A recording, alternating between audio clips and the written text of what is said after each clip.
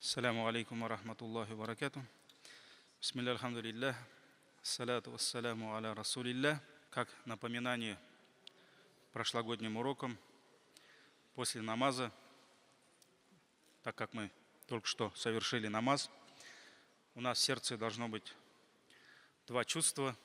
Это чувство радости, потому что Аллах Тааля, машаллах, дал нам возможность встать перед Ним, падать ниц перед Ним, сделать суджуд, обратиться к Нему. И несмотря на наши грехи, Аллах Тааля, машаллах, дает нам эту возможность. И нас также одолевает чувство, должны одолевать чувство страха, потому что каждый раз, когда мы совершаем намаз, мы должны бороться и должны переживать за каждый свой намаз. Потому что как только раб встает перед своим Господом, шайтан, иблис, понимая, что это самое великое положение для раба, когда Аллах доволен своим рабом, он прикладывает все усилия, чтобы вот эта связь, она прервалась.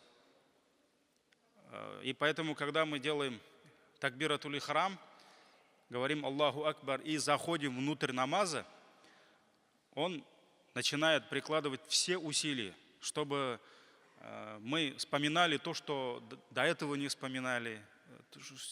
Он начинает давать нам какие-то идеи, поэтому очень часто, если мы немножко будем контролировать свои мысли, свои чувства внутри намаза, мы начинаем понимать, что очень много мыслей постигают человека во время намаза. Поэтому говорят же, если что-то забыл или не знаешь, куда положил, то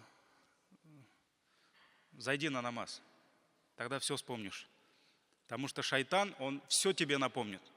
Ты вспомнишь то, что потерял там, может быть, месяц назад, неделю назад. Тебе придут какие-то идеи. Например, если человек там, я не знаю, он занимается коммерцией, бизнесом, ему нужны какие-то идеи, вот как раз все идеи, они придут, когда мы встанем на намаз. И пока мы поймем, что мы вообще-то в намазе, что мы стоим перед Аллахом, и пока мы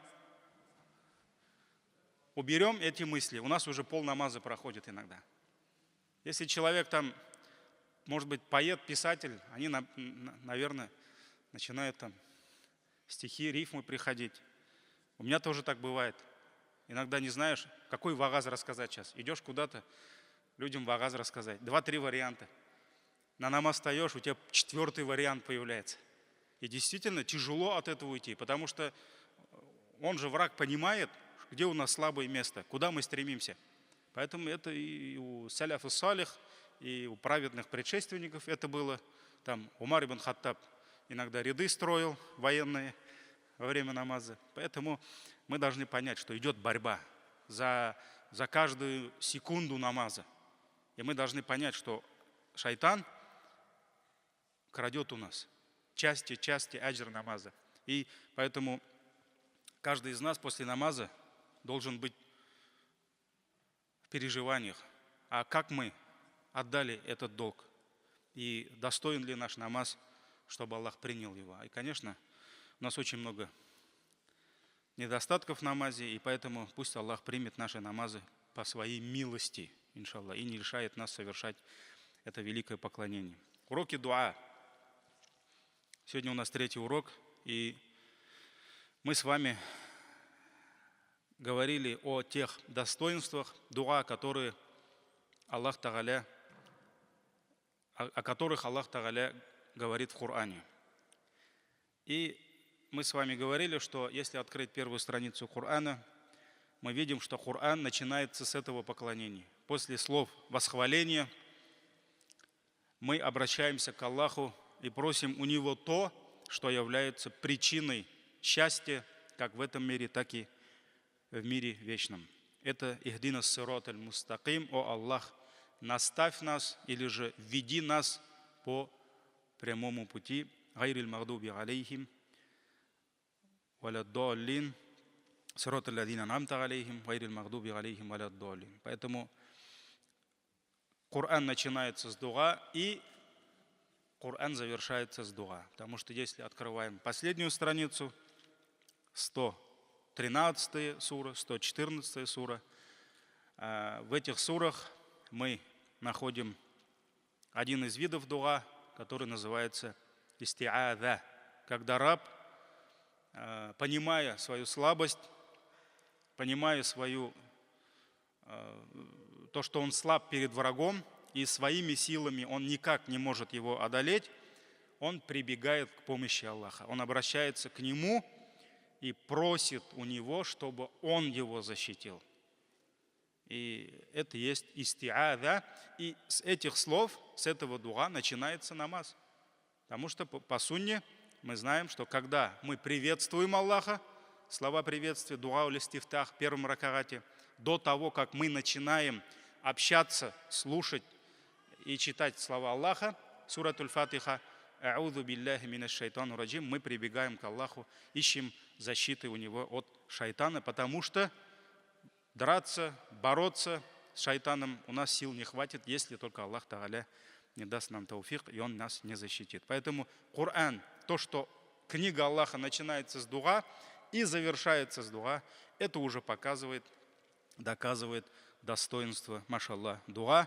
И также мы с вами говорили, что Аллах Всевышний не просто призывает нас, повелевает нам, вот вы должны дуа делать, да? Вы должны обращаться ко мне. Нет. Аллах Тааля, машаллах, радует нас тем, что Он обещал нам. Если мы будем обращаться к Нему, Аллах Тааля без ответа наши обращения не оставит, иншаллах. Поэтому Он сказал: «Вахаля раббукум удгуни астаджиб лакум». И вот сказал твой Господь, повелел: удгуни, взывайте ко мне, зовите меня на помощь, и я отвечу вам. Это есть, машаллах, милость Аллаха и Его обещание. Ну, про это, как Аллах отвечает на мольбы своих рабов, у нас будет отдельный урок. И в конце урока мы с вами привели в пример. Самые лучшие примеры – это пророки, алейхимуссалям, пророки Аллаха. И как пророки, они взывали к Аллаху, потому что чем сильнее вера, чем сильнее любовь к Аллаху, страх перед Его гневом, тем человек становится ближе к дуа, иншаллах. Ближе к дуа. И самые близкие к Аллаху, самые богобоязненные – это пророки. И мы с вами привели в пример дуа Ибрахим, алейхиссалям. И вот дуа Нух, алейхиссалям, тоже один из самых почитаемых пророков. И этот пророк, который был отправлен своему народу, он день и ночь призывал, чтобы его народ поклонялся единому Аллаху, и тем самым призывал к их прощению Аллаха, к счастью, потому что счастье только в этом. Но сколько бы он ни старался, люди сопротивлялись. Очень часто, когда он им начал говорить истину, они закрывали вот так уши. Вот очень часто иногда молодые имамы, и не только молодые, жалуются. Вот я, говорит, у себя работаю в деревне, я сколько бисмилля стараюсь, а там за мной никто не идет, на джумга пока народу мало, да, там только 20 человек. А я говорю: сколько ты работаешь? Вот я уже 5 лет работаю, или год, например. Нух, алейхиссалям, машаллах, призывал свой народ 950 лет. И вот этот пророк, у которого была связь с Аллахом, это не имам, это не хазрат какой-то, и не ученый, это пророк Аллаха, к которому Джибриль, алейхиссалям, приходил с откровениями от Аллаха. И этот пророк, когда обращался к людям, люди закрывали вот так пальцами, втыкали в уши, и чтобы не слышать его. Они отворачивались от него, они закрывались одеждой от него, чтобы только его не слушать. А у нас хазрат: давай приходи, балеш мы тебе дадим, еще садака в дорогу дадим. И мы жалуемся, да, что вот меня народ не слушает. Альхамдулилля, надо работать, машаллах. Пока вот я сам лично, сколько хазратом работаю, ни одного не видел, чтобы он вот так уши затыкал. Может, он не слушает, конечно, но воспитанный хотя бы. Поэтому это был такой пророк, машаллах. И его называли одержимым, его называли безумцем, кем только его не называли, издевались над ним. И в конце до концов, так скажем, он не вытерпел и обратился к Аллаху и воззвал к нему о помощи и сказал. Сурат Аль-Камар, 10-12 аяты. «Фада'a раббах». И вот он воззвал к своему Господу. Он сделал дуа. «Анни маглюб». О Аллах, я поражен. Я не смог их победить. Я поражен. Все, у него нет сил уже. Все. Он сколько работал, машаллах, старался.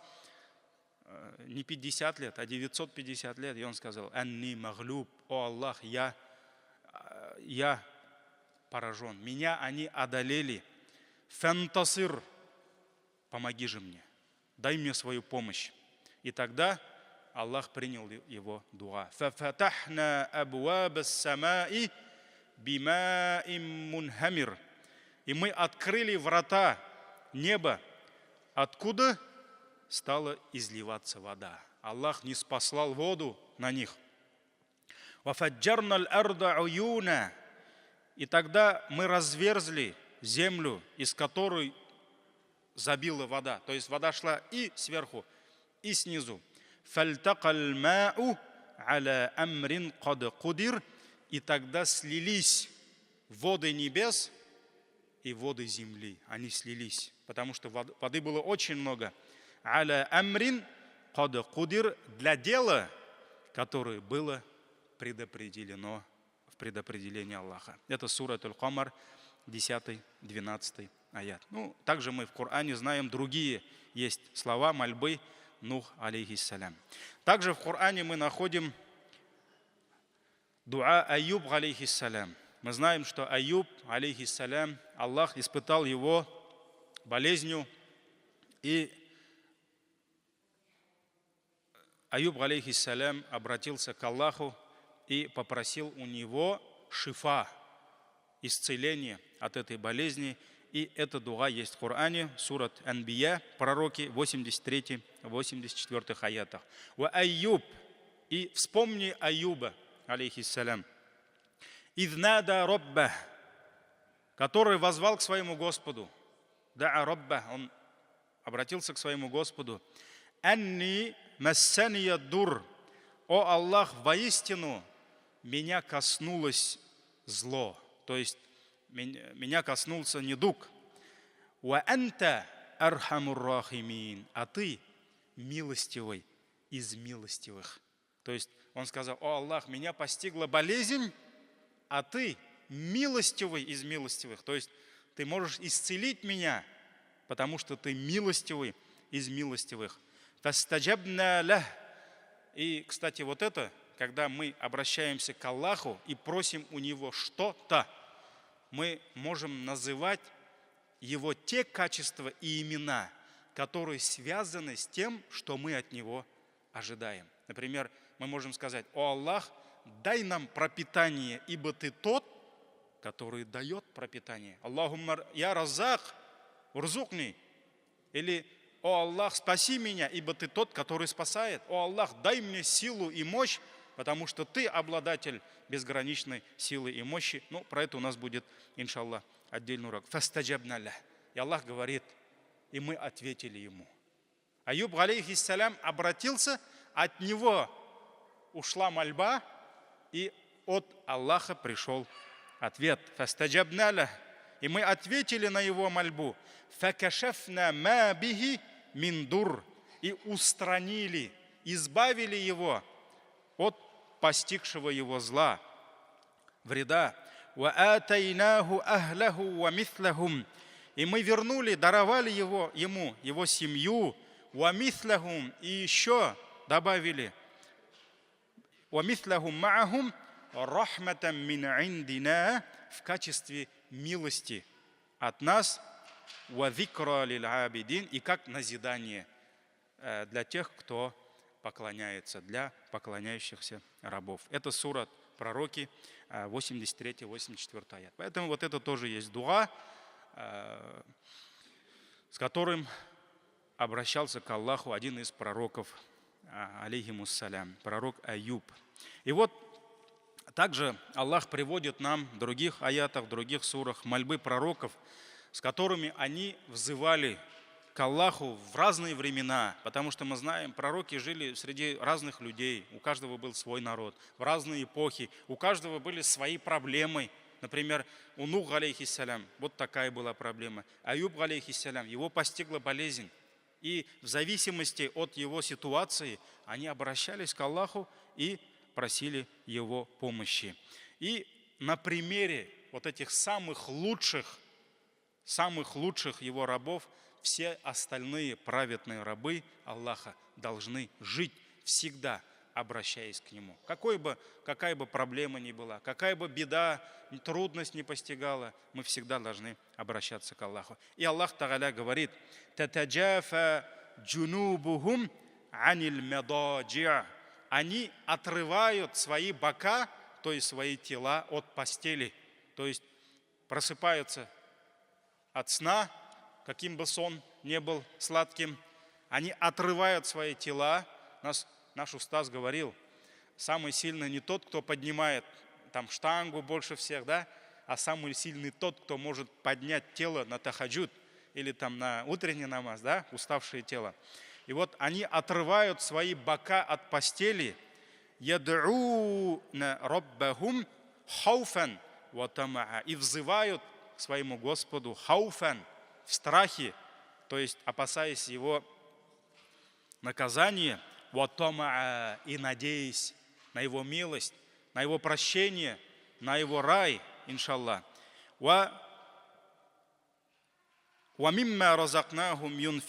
И они расходуют из того, чем мы их наделили. И не знает ни одна душа, ни один человек не может знать, ни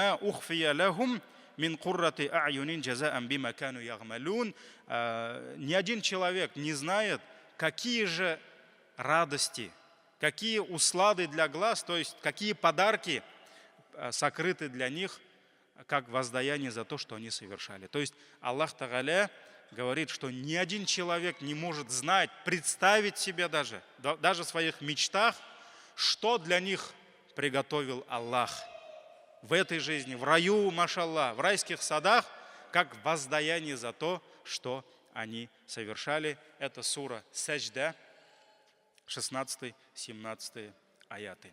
И вот, машаллах, мудрость и милость Всевышнего Аллаха. Когда рабы, уже я завершаю тот урок, который мы с вами не смогли до конца пройти. Когда рабы Аллаха пройдут нелегкие испытания мирской жизни, а у нас же много этапов, так ведь? Они пройдут через все эти испытания, когда Аллах испытывает и легкостью, и трудностью, да, и фитнами разными, они пройдут через эти испытания жизни. Когда все почувствуют, что такое ангел смерти, его хватку, потому что каким бы праведным человек не был, он обязательно пройдет через агонию смерти. И даже самый богобоязненный, самый праведный раб Аллаха, это пророк, алейхиссалям, мы знаем, у него лоб вспотел. И он говорил: «Субханаллах, инна лиль маути сакарат». Аллах пречист от всех недостатков. Действительно, у смерти есть агония. И вот, когда все рабы почувствуют встречу с ангелом смерти, познают темноту могил, почувствуют, как левая часть ребер заходит в правую часть, да? Потому что в хадисе говорится, что даже младенец почувствует это. Когда переживут страх судного дня, это же еще не все, мы идем дальше. Когда пройдут через мост над адским огнем, кто-то пройдет через ад, а кто-то уж по милости Аллаха, минуя наказание. И только по милости Аллаха, когда они пройдут через райские врата и окажутся в вечной обители праведных рабов, вот тогда Аллах одарит их тем, что никогда глаз не видел, что никогда ухо не слышало, что никому в голову не приходило, вот тогда люди, машаллах, и даже тогда не перестанут взывать к Аллаху.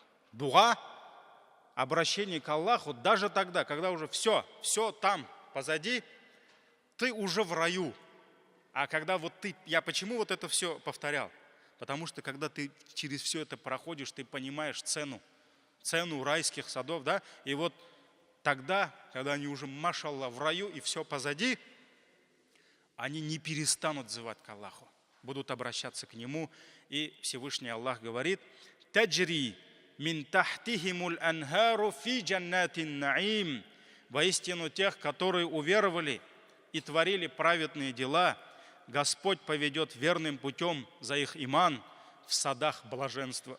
Фи джаннатин наим, в садах блаженства. И под этими садами будут течь реки, райские реки. Да'вахум фиха, и их мольбы будут там. То есть они там будут взывать к Аллаху: Субханак Аллахумма, о Аллах, ты пречист от всех недостатков. Они будут взывать к Аллаху. Они будут восхвалять Аллаха, потому что зикр, восхваление Аллаха, шукр, слова благодарности Аллаху, дуа вот это поклонение рая. В раю не надо поститься. В раю не надо от чего-либо себя ограничивать, потому что там нет запретов, машаллах. Но там будет поклонение, восхваление Аллаха. Будут взывать. وَتَحِيَّتُهُمْ فِيهَا салям. И Аллах Тааля говорит, и их приветствием там будет слово мир, салямун, потому что они будут друг друга приветствовать. Ангелы будут встречать: салямун алейкум тибтум фадхулуха халидин. И вот самое важное: ва ахиру да'вахум, а их мольбы будут завершаться словами, то есть мольбы, их дуа будут завершаться словами: анильхамдулиллахи роббил алямин. Хвала и благодарение Всевышнему Аллаху, Господу миров. Сурат Юнус, 9-10 аят. И я прошу у Аллаха, чтобы Аллах Тааля дал нам великое счастье оказаться в раю и, иншаллах, обращаться к Аллаху вот с этими словами. Аминь. Сунна пророка, алейхиссалям. И что же говорит сунна о достоинствах дуа? Мы с вами сегодня начнем эту тему. Сунна, мы знаем, это все, что связано с нашим любимым пророком, это его образ жизни, это его характер, это его нрав, это его слова, это его улыбка, это его отношение к братьям, к женам, к детям, так ведь, это его поклонение. И действительно, если взять нашу тему дуа, то наилучшим примером в этом поклонении и в других поклонениях и во всем благом это наш пророк, алейхиссаляту вассалям. Он часто не только сам обращался к Аллаху, он призывал свою умму к этому поклонению. И очень много хадисов, которые, машаллах, так же, как и аяты, призывают нас, повелевают нам совершать дуа. Есть много хадисов, так же, как и аятов, которые завлекают нас, машаллах, рассказывая о прелестях дуа, о подарках дуа, сладких плодах за дуа. И вот он очень часто, алейхиссаляту вассалям, рассказывал своим сподвижникам про достоинство обращения к Аллаху, про его сладкие плоды. И самое лучшее поколение – это его ученики, это сподвижники, ради Аллаху анхум. Это поколение приняло от него эти великие уроки. Они сами использовали они жили с дуа, с этим поклонением, и они бережно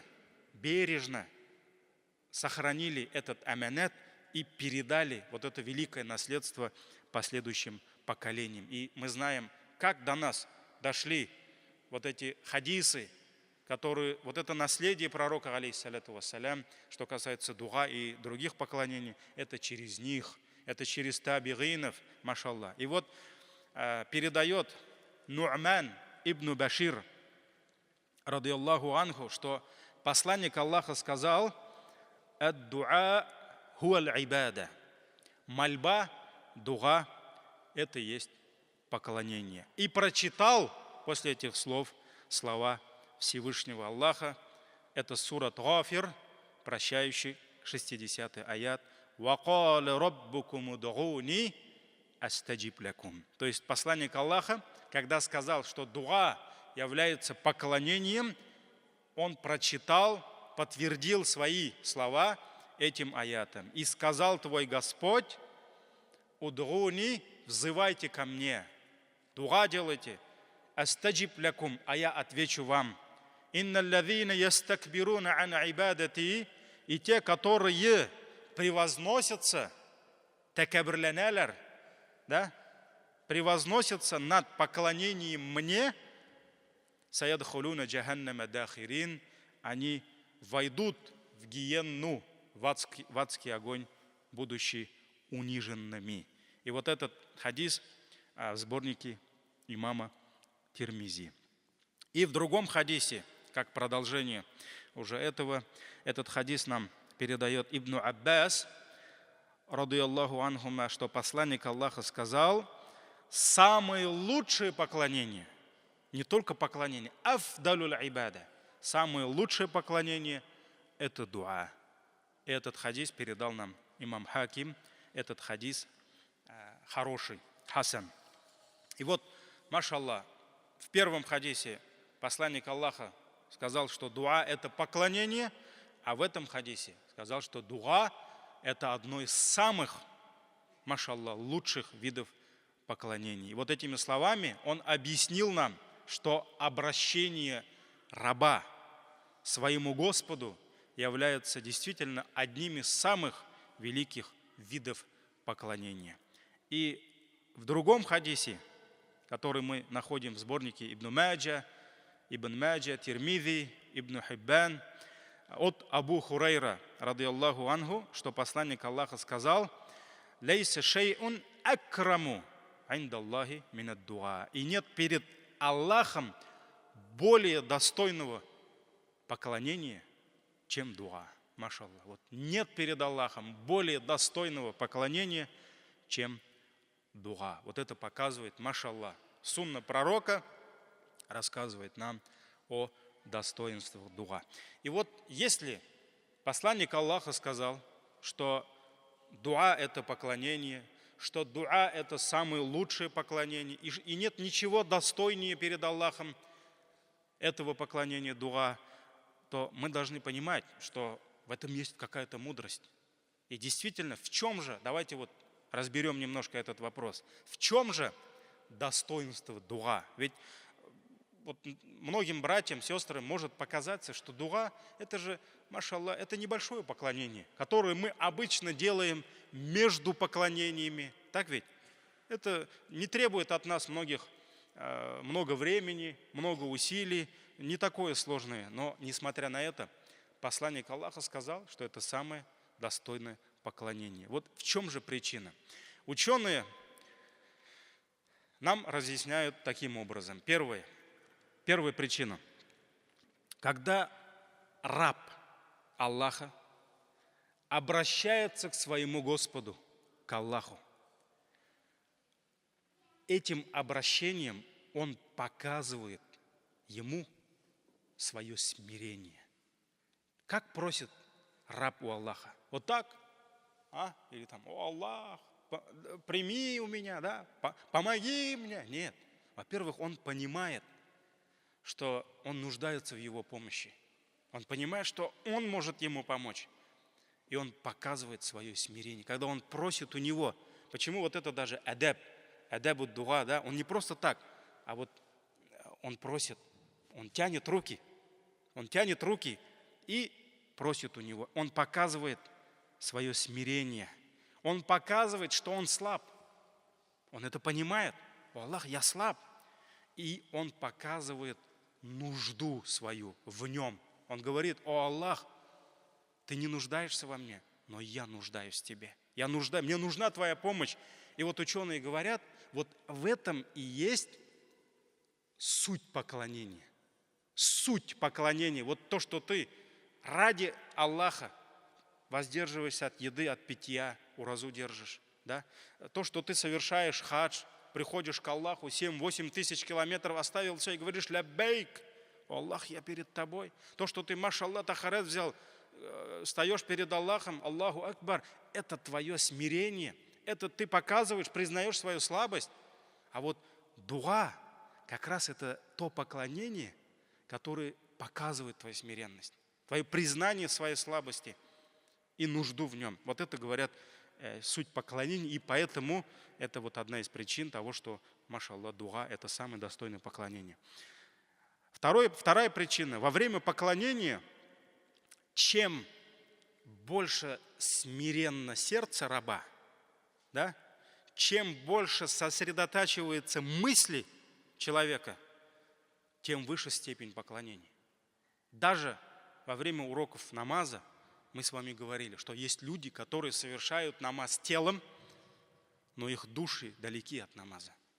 И намаз без смирения, без вот этих сосредоточенности в мыслях, это как тело без души. Мы же не можем назвать это тело человеком. Все, он покойник. И вот здесь то же самое. Многие люди совершают намаз только телом. И вот дуа – это как раз то поклонение, ученые говорят, когда сердце, оно смиренно. Искренности в этом человеке много, и мысли у него не ходят там-то где-то, они здесь собраны. Почему?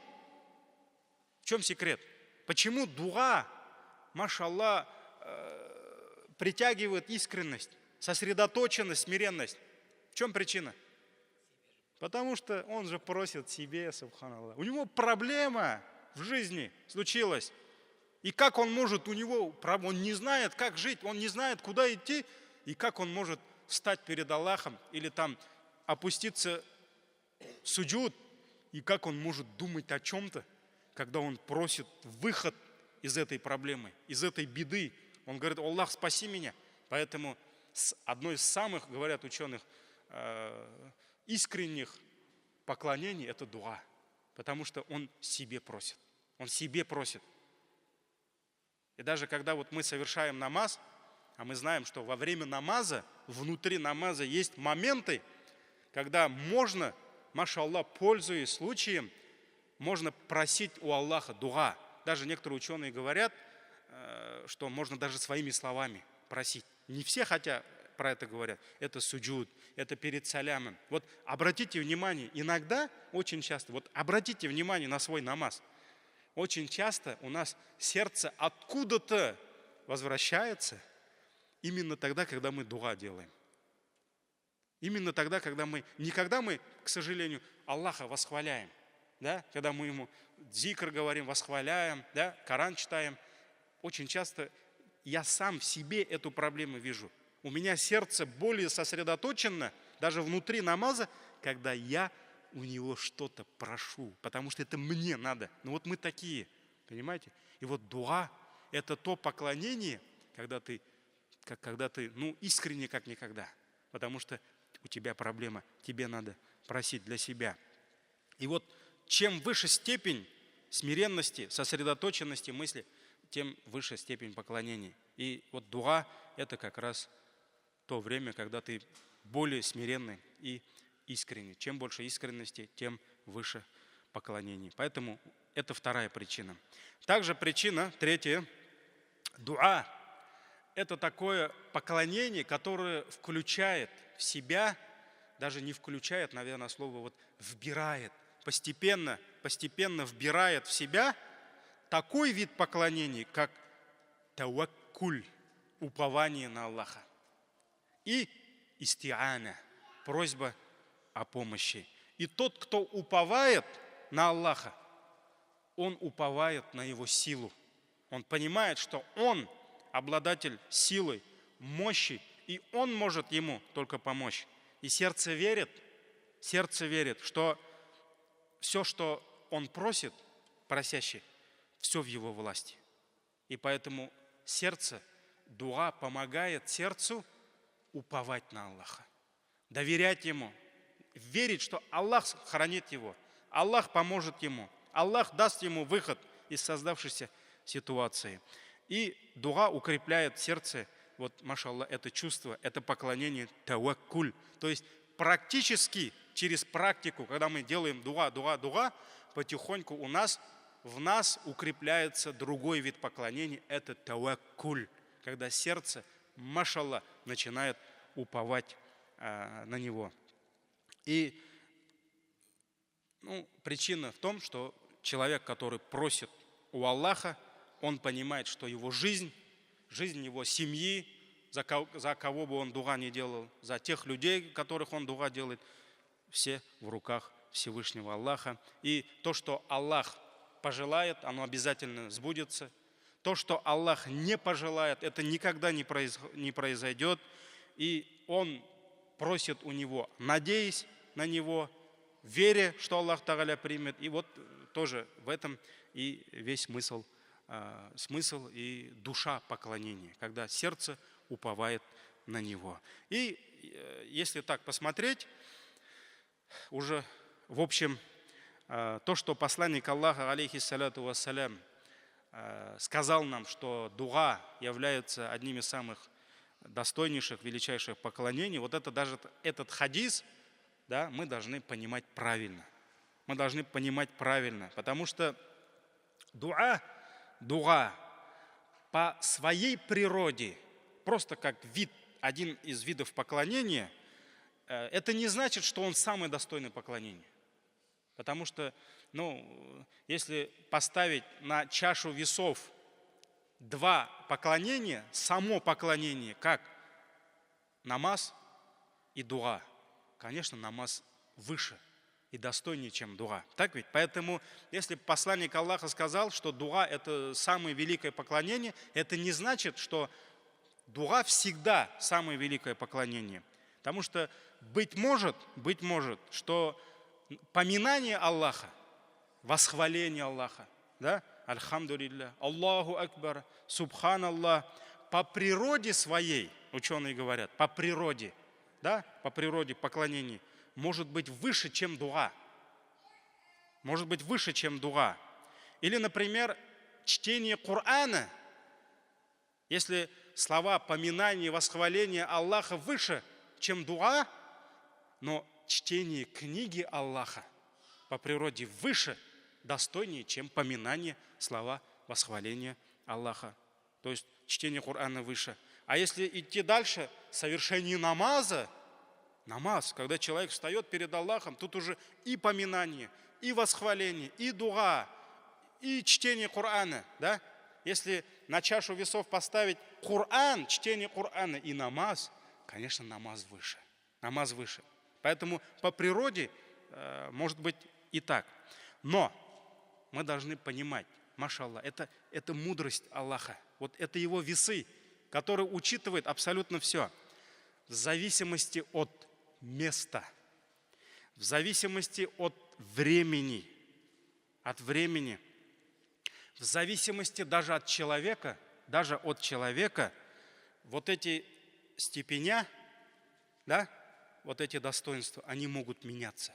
Как эквалайзер меняется же, они могут меняться. Как, например, Аллах Тааля установил весы на общество, социальные весы. Например, мы идем в школу, там кто первый? Там учитель. И ты там не командуешь. Но когда этот учитель приходит в больницу, уже весы меняются. Там учитель главный, а здесь врач главный. Так ведь? Идем куда-то в гараж, там механик главный. Там хирург стоит, ничего не может сказать. Потому что там все, под капотом там механик главный.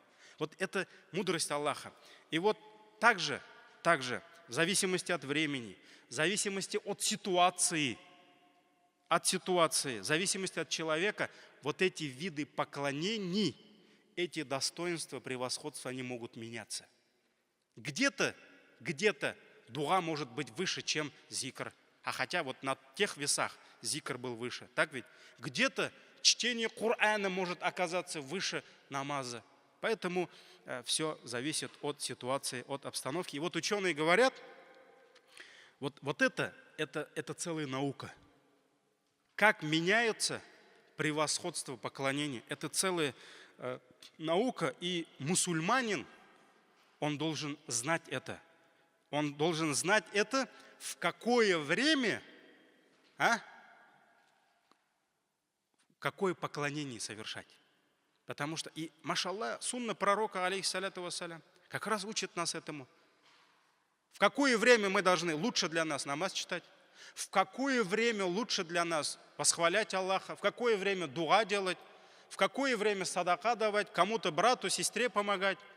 Жене помогать? Вот как раз сунна пророка, алейхиссаляту вассалям, в этом машаллах. И вот, если посмотреть, а мы начнем, иншаллах, потом уже на следующем уроке продолжим. И вот ученые говорят, в зависимости от чего превосходство, достоинство могут меняться в поклонениях. Первое – это по природе поклонения. То есть то, что мы говорили. Намаз сам по себе, он не может быть ниже чтения Корана.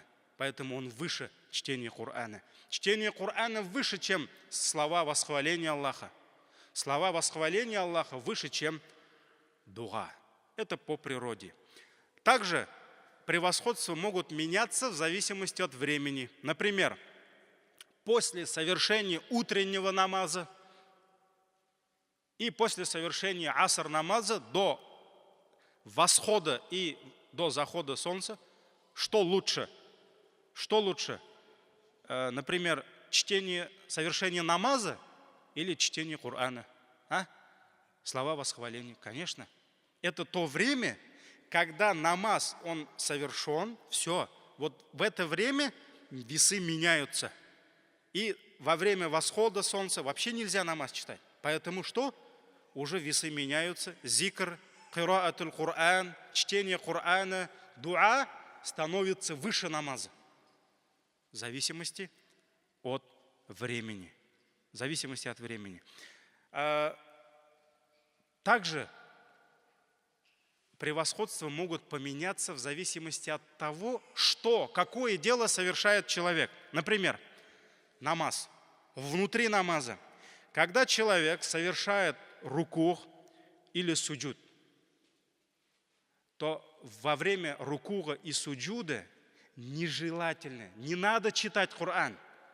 Потому что есть хадис, что Коран читается во время кияма. А во время рукуха и суджуда нет чтения Корана. И по сунне, даже если на весах чтение Корана выше, то в этом положении для молящегося, для мусульманина, зикр и дуа лучше, чем чтение Корана. Понятно, нет? Я не сам с собой разговариваю. Вот. То есть меняется, это мудрость Аллаха. Машаллах, в зависимости от состояния человека. То есть получается, слова восхваления, дуа лучше получается выше, чем чтение Корана. Также, когда человек делает тауаф вокруг Кааба, он восхваляет Аллаха. Он просит у него дуа. Но, что касается чтения Корана, то здесь есть ихтиляф среди ученых. Есть ученые, говорят, что лучше зикр, тасбих делать, дуа делать, но не Коран читать. Вот поэтому здесь тоже весы меняются. Также в зависимости от места, где находится человек, дела могут меняться. Например, во время хаджа, когда человек приходит в Арафа,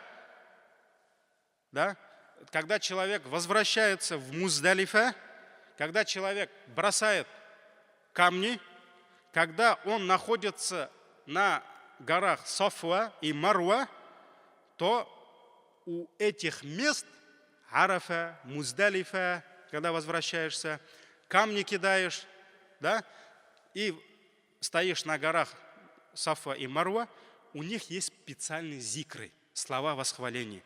Но есть ли в эти времена, в этих местах специальные намазы? Есть, нет, сунни? Специальных намазов нет. Но есть специальные зикры, есть дуа. То есть, получается, в эти времена намаз опускается, а зикры поднимаются. Вот в зависимости от времени. Также от ситуации человека. В зависимости от ситуации человека. Например, для мужчин лучше совершать намаз где? в мечети, в джамагате, а для женщин дома. То есть в зависимости от ситуации. Ты мужчина, для тебя лучше в мечети. Если ты женщина, тогда тебе лучше совершать намаз дома. Так ведь? То есть в зависимости от ситуации. Если девушка пока не вышла замуж, самое первое слово за кем? И последнее слово? За отцом. Отец, хозяин девушки. Происходит никах, власть меняется. Только что был отец, отец уходит, муж. Выше. Слово мужа по шариату выше, чем слово отца, даже матери. Все, весы меняются. В зависимости от ситуации. Все, никахнулось, извини. Извини. Все, отец отдал свои полномочия мужу. Все, уже муж на первом месте. Вот меняется, да? И также в зависимости от возможностей человека. В зависимости, то есть дела, превосходство дел меняются в зависимости от возможностей человека, потому что Всевышний Аллах, так же как Он сам решает, кому сколько имущества дать. Вот если сегодня сидят здесь 30, 40, 50 человек, то у каждого имущества, то есть может быть тут 30-40 уровней имущества. Кто-то может быть богатый, кто-то не очень, кто-то в долгах бедный, а этот брат, он вообще в долгах. Да? Поэтому вот так же Аллах распределяет сам возможности людей. Аллах сам распределяет. И давайте примеры, иншаллах, на следующем уроке, потому что сунна пророка о достоинствах дуа. У нас еще тема не закончилась. И иншаллах, пусть Аллах Тааля даст нам возможность совершать дуа, иншаллах, и наделит нас искренними мольбами, и пусть Он примет наши дуа. Джазакумуллаху хайран. Иншаллах, эту тему продолжим на следующем уроке. Субханак Аллахумма бихамди, шаду ан ла иляха илля анта, астагфирука ва атубу илейк.